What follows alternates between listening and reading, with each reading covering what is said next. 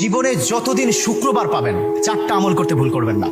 আজকে শুক্রবার না, আমি জানি না 4টা আমল করেছেন কিনা বা করছেন কিনা, আপনারা মিলিয়ে নেবেন। যদি 4টা আমল আজকে না করে থাকেন, আজকে থেকে জীবনে যতদিন শুক্রবার পাবেন দুরূদ পড়া।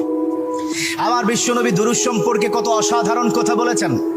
একজন সাহাবা এসে বললেন, ইলা রাসূলুল্লাহ সাল্লাল্লাহু আলাইহি ওয়াসাল্লাম, ও নবী, আমি যদি আপনার প্রতি দিনের 1/3 ধরে দুরূদ শরীফ পড়ি আমি কি নিয়ামত পাবো?